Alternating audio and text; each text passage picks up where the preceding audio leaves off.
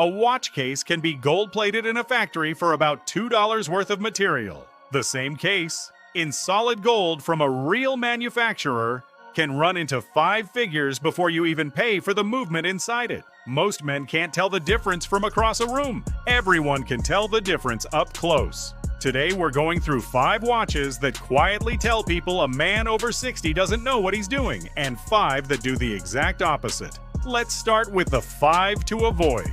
Number 5. The oversized gold-tone diver. Invicta is the name most associated with this category. Though plenty of other brands run the same playbook, a case pushing 50 millimeters or more. Dressed in a gold-tone finish, sitting under glass at department store counters for anywhere from $60 to $200. The plating is thin enough that it starts showing wear at the edges within months, exposing a dull gray metal underneath. The size is the bigger issue. Most men over 60 have wrists in the 6.5-inch range, and a 50-millimeter case was built for wrists closer to 7.5. The watch doesn't sit on the wrist. It hangs off both sides of it.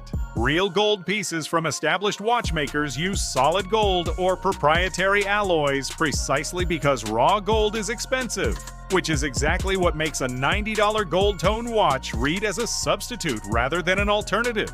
Number 4. Mass fashion brand watches. The category that includes Diesel, MVMT, Michael Kors, Armani Exchange, and Hugo Boss. These retail from $100 to $400, and nearly all of them run on generic quartz movements sourced from the same handful of factories. Movements that reportedly cost the manufacturer only a few dollars per unit to source. The same basic caliber inside a $300 Michael Kors chronograph isn't meaningfully different from the one inside a $25 drugstore Casio. The gap between those two prices is almost entirely logo and advertising budget. These brands are also built for a specific customer, roughly 18 to 35 loud cases and trend-driven colors included. On that customer, it fits. On a man in his 60s in a blazer, the same watch reads as a younger man's purchase worn by someone it wasn't designed for. And that mismatch registers even when people can't say exactly why. Number 3. The counterfeit luxury watch. This one doesn't need much nuance. A fake Rolex doesn't make anyone believe you own a real one. It tells them you wanted one, couldn't or wouldn't pay for it, and decided to fake it instead. The tells are consistent across most counterfeits. A date magnifier that's noticeably weaker than the real 2.5 times magnification. A second hand that ticks instead of sweeping. Bracelet links with rough, unfinished edges instead of hand-polished surfaces. And a crown that doesn't screw down cleanly. But the mechanical flaws aren't really the problem. At 60, a man has decades of reputation behind him. And a $40 counterfeit on his wrist undercuts all of it in the time it takes someone to glance down. If the real thing isn't in the budget, a watch that's honest about what it is beats a fake every time. Number 2. The fully iced-out crystal watch. Cubic zirconia bezels and pave-set dials designed to throw light from every angle in a room. It's a real aesthetic with real cultural roots, tied closely to hip-hop style and celebrity influence. And it works exactly as intended on a 28-year-old at a public event built around being seen. On a 63-year-old at a family dinner, the same watch reads as a mismatch with the room. There's also a physical side to it. Aging skin has more visible texture, veins, and spots than younger skin. And a watch throwing that much reflected light next to it tends to draw attention to both the artificial glare and the skin underneath at the same time. A watch after 60 generally works best when it's noticed after a handshake, not from across the table. Number 1. The Apple Watch worn as a dress piece. This is the most debatable entry because as a device, the Apple Watch does more than almost anything else on this list. Health tracking, notifications, daily convenience, genuinely useful technology.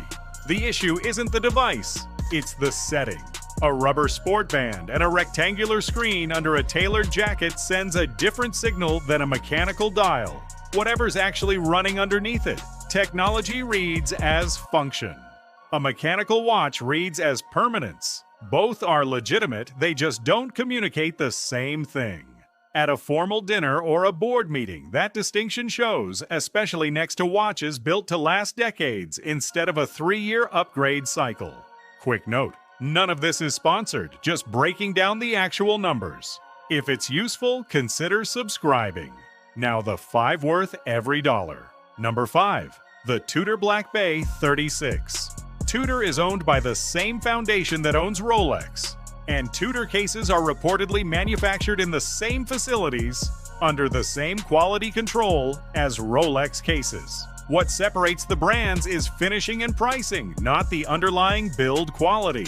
The Black Bay 36 is a 36mm steel case with an in-house mechanical movement, no date window, no chronograph, nothing extra, just a time-only watch on a brushed bracelet or leather strap.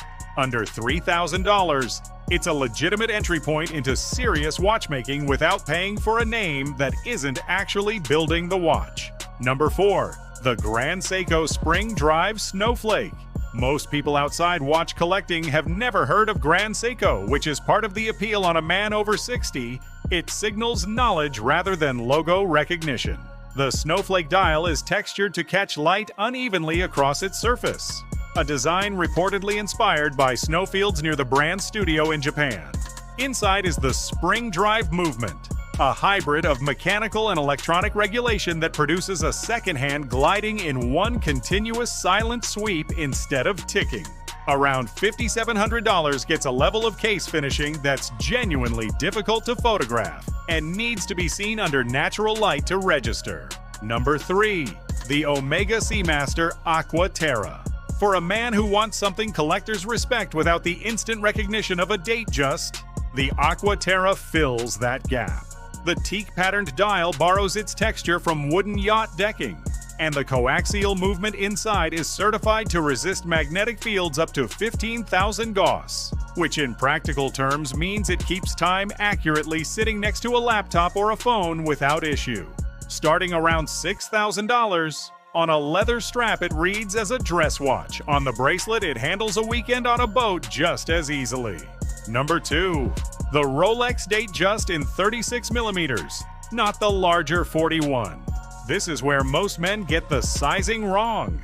Introduced in 1945 as the first self-winding watch with an automatically changing date, the Datejust has a history that includes being given to Dwight Eisenhower and worn by Ronald Reagan in office. The 36mm case sits on an older wrist the way the 41 simply can't. Proportional instead of dominant.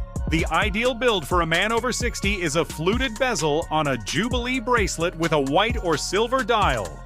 A combination that looks like it's been on someone's wrist for 30 years, whether it was bought last week or inherited. Current retail runs around $9,000, and these hold value well over time. Number 1. The Cartier Tank. Louis Cartier designed it in 1917, reportedly inspired by the shape of Renault tanks he'd seen on the Western Front.